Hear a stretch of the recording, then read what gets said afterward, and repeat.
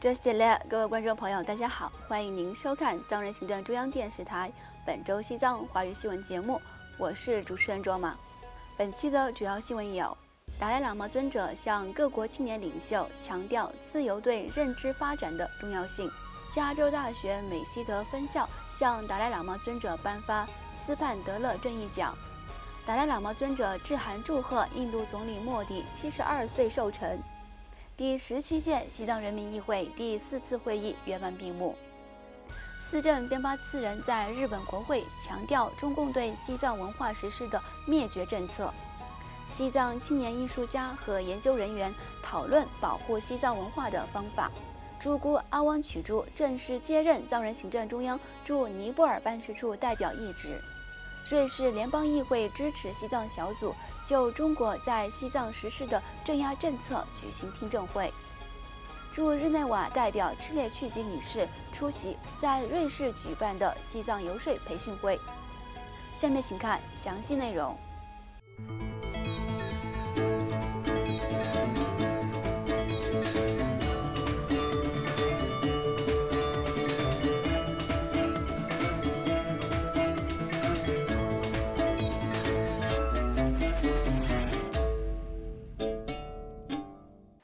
美国和平研究所的邀请，西藏精神领袖达赖喇嘛尊者于本周四9月22号，在印北达兰萨拉的勤宫，与来自中东、非洲、拉丁美洲和亚洲的23名青年领袖举行了为期2天的对话活动。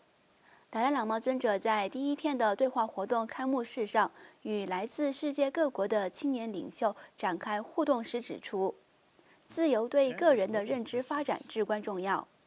在中共这样的极权主义政权下生活的人们，如果没有言论、思想、表达、结社等自由，就不能扩大他们的知识，也不能做出明智的决定。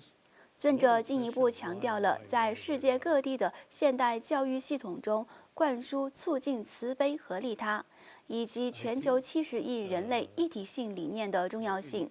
让年轻一代人了解全人类的相互依存关系，以及通过作为人类兄弟姐妹需共同克服的诸如此类全球气候危机在内的各项挑战，创造一个更加和平与和谐的世界。另外，达赖喇嘛尊者因长期倡导和平、宽容、慈悲，以及帮助世界平息各种冲突，于上周日9月18号通过网络接受了加州大学美西德分校颁发的2022年斯潘德洛社会正义奖。这一奖项的创立者雪莉·斯彭德洛夫早前对媒体透露，达赖喇嘛尊者所提倡的慈悲、宽容、和平不仅有助于运用非暴力推进可持续的社会正义，而且对当前在政治上日益分裂和高度对抗的世界非常有益。与此同时，在印度总理纳伦德拉·莫迪于9月17日迎来72岁寿辰之际，西藏精神领袖达赖喇嘛尊者致函莫迪总理，表达了祝贺。达赖喇嘛尊者在致给莫迪总理的贺函中，向印度政府和人民的慷慨援助和支持表达了感谢。此外，第17届西藏人民议会第4次会议暨藏人行政中央2021年至2022年年度工作报告会议于上周五9月16号在印北达兰萨拉圆满结束。议长堪波索南丹培向议院通报了本届会议通过的悼念、声援境内藏人以及立法修正案等，并强调了在全球平台上强调西藏问题的必要性，以及流亡藏人社区团结的重要性。结束为期10天的会议后，西藏人民议会全体议员们从本周一9月19号开始，在印度哈里亚纳举行为期5天的集思广益和策略培训会。另外，藏人行政中央司政边巴次仁于本周三9月21号在东京的日本国会大厦会见日本国会跨党派支持西藏小组的成员，开始了他首次对日本为期1周的访问。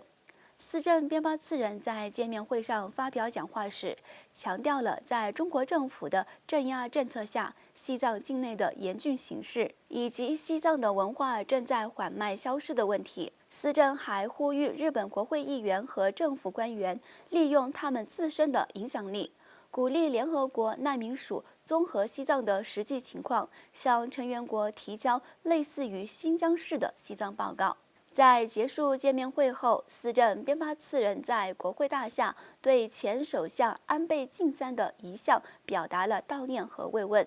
日本国会跨党派支持西藏小组主席下村博文先生，以及日本顶级智库日本国家基本问题研究所所长樱井良子女士相继在见面会上发表讲话。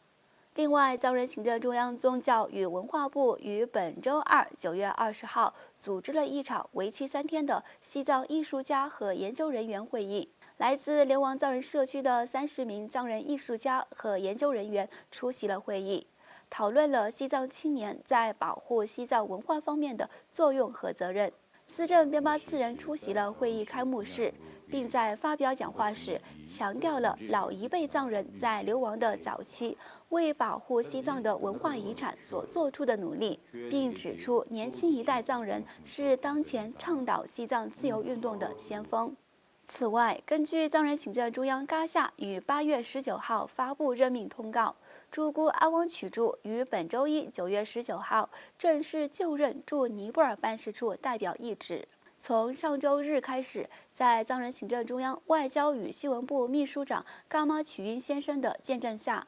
离任代表次成嘉措和新任代表朱姑阿旺曲珠之间展开了为期3天的工作交接。尼泊尔藏人社区的非政府组织负责人也参加了交接仪式。与此同时，瑞士联邦议会支持西藏小组于本周二9月20号举办了一场有关中国政府对西藏文化的毁灭和镇压，以及对藏人进行跨国镇压为题的听证会。藏人行政中央驻日内瓦代表赤列曲吉女士和来自雪域的低语西藏基于文化的暴力一书的作者范尼·欧文娜·莫里尔女士相继在听证会上发表了证词。瑞士联邦议员们对当前西藏境内的紧张局势表达严重关切，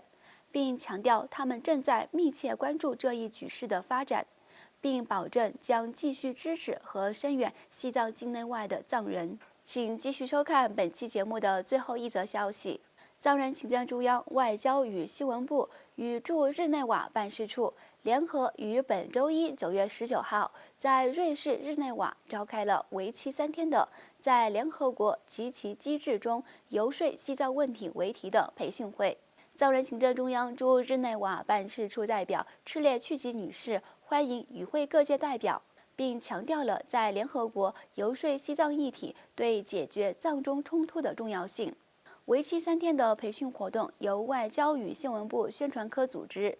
目的是介绍和提高在联合国及其机制中对西藏问题的基本认识。来自达兰萨拉的部分西藏非政府组织的代表、藏人志愿游说项目欧洲地区的成员，以及其他来自欧洲各国的30多名藏人青年参加了本次培训活动。代表赤列曲吉女士还于上周日应邀出席了瑞士和列支敦士登藏人社区下属的周末藏语学校举行的第5次机构会议。代表在发表讲话时感谢当地周末藏语学校的教职员工为保护和促进西藏的语言和文化方面所做出的贡献。观众朋友，以上就是今天节目的全部内容。欲了解有关西藏境内外的讯息，请登录屏幕下方的网址。